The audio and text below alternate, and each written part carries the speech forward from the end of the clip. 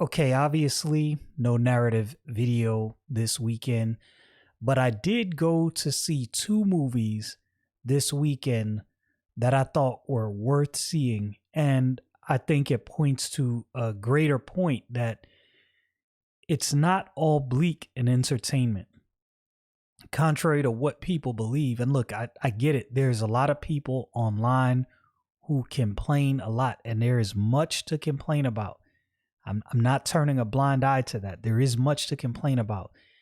What we see in Hollywood today is many Hollywood studios, many movie studios, they don't seem to care about telling good stories, and they don't seem to care about what fans want to see. There's agendas being pushed, and I know that. But as I always say, there's enough people complaining about these things. I don't think you need another channel that complains. Not that complaints aren't warranted, but I want to focus on things I enjoy. So first movie I want to talk about is The Shift. And there's a reason I want to talk about this movie first. So something I've noticed is critics, like movie critics, appear to have an agenda. Maybe I'm wrong about that. And the reason I say this is there are certain times when there are huge disparities between what the audience says and what the critics say. And here's what I think about that. There are moments when critics and audience scores are almost in sync. I'm not going to say that's always a trustworthy metric, but I'd say most times that's the case. When I found that if the critics and the audience say, yo, this movie is good, it's probably good. Again, not always true. And if the critics and the audience agree, yeah, not so much on this one, probably true. But then you get into that weird area, right? Like with The Shift. With The Shift, the critic score is 40% and the audience score is 84%. Me personally, after seeing a movie, I'm not a professional critic. I've never been an actor. I don't know how much goes into making a movie. I'm not in that scene. But I believe the audience score is more correct. It's not the greatest movie you'll ever see, but it's one of those movies that's just so enjoyable that I don't see how you give it 40% unless there is an agenda. Now, I'm going to be honest with you. This movie has biblical under and overtones. But I'll read you. This is a review that I wrote on this movie. It said, movies like this fly under the radar. Let's be clear. I am a believer, and this movie definitely has biblical over and undertones. What is astonishing is the focus is still on quality while upholding a moral standard commensurate with biblical teachings. If you don't know anything about the Bible, even if you are uninterested in the Bible, you can enjoy this movie because it's just good, and it's that simple. I believe every word of that. This movie is just good, and it's that simple. Oftentimes you get movies from Hollywood that have agendas, but you can't deny that, yo, I didn't like X, Y, Z, but this movie was just good. It's undeniable. And I think this is one of these movies. Obviously, this movie is put out by Angel Studios. Again, biblical overtones and undertones.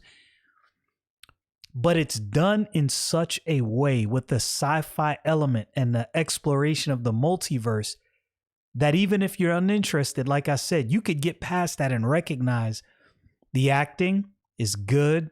The special effects, not groundbreaking, used when necessary, but paid more attention to story.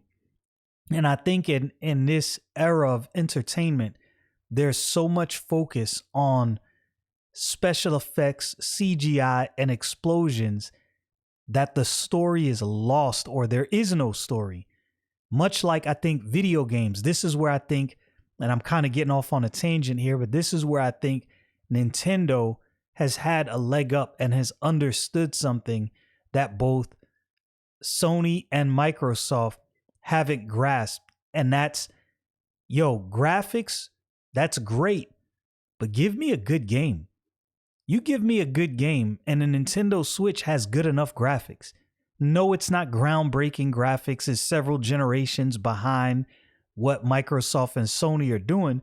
But if the game is good, yo, I'm not gonna say graphics don't matter, but you can get good enough graphics out of the Switch that if you actually focus on a good game and storyline, the graphics aren't gonna matter so much that it's gonna pull a person out of the game. And I think in the same vein, some of these independent films are showing Hollywood that all of those special effects are good, but you can't hide a bad story behind a 250 million or $300 million budget. You can't. If it's bad, it's bad. If the agenda you push doesn't really muster up, how can I say, if the story is that bad, it doesn't matter what agenda you push. Let's put it that way. Look, you can push an agenda, and if the story is good, people, I'm not going to say we're not going to care, but we're going to be able to recognize, yeah, you pushed an agenda and I didn't like that, but man, this was just good. It was still good, and I can't deny that. I think The Shift is one of those movies. Not the most groundbreaking thing you'll ever see, but if you need, let's say you and your wife, you want a good movie that you can go to and take your kids with you. And this is a thing that's missed. And I think Hollywood pushes the envelope so much that they believe everyone wants to see degeneracy all the time. Look, there are people that want to see degeneracy. That's just a fact. But not everybody wants to see that. People do have families. There are husbands and wives that want to go out and just want to see something good without all the nonsense. Hollywood, for the most part, has forgotten about that, but it seems like the independent studios have not forgot about that. The next movie I want to talk about, Godzilla Minus One. And I'm going to tell you, there are a lot of parallels as far as, how can I put it? Not ideology, but moral value. There's a lot of similarities in moral value between Godzilla Minus One and The Shift. Godzilla Minus One, this is just my humble opinion, is the best Godzilla movie I have seen in years, even rivaling the new movies coming out of Hollywood, Godzilla versus Kong. What was the other one? That first Godzilla reboot of the Godzilla series. I can't remember. Was it just called Godzilla? I think it was. Anyway, Godzilla Minus One at a fraction of the budget. So from what I read, I pulled up this article. As a matter of fact, we'll go to the article. This is an article from the Hollywood Reporter. It says Godzilla Minus One is a giant hit with critics. See it on the big screen if possible. And in this article, I believe somewhere they state, yeah, it's right here. It says IGN Movies critic Katie Rife was filled with praise for the film's action aesthetic, although it was produced for a mere $15 million, less than 10% of the budget for the Legendary's last MonsterVerse entry, Godzilla vs. Kong. Godzilla Minus One looks expensive, and this is true. This movie looks super expensive, and it's not. And it surprised me. I went after the movie to find out, how much did it cost to make this movie? Because I thought it was big budget. So here's what they managed to do. And again, I'm no super movie critic. I've never made a movie. I don't know anything about the ins and outs. This is just what I noticed from a mere fan, a mere moviegoer, layman's perspective. I noticed that they were able to focus on the story outside of Godzilla while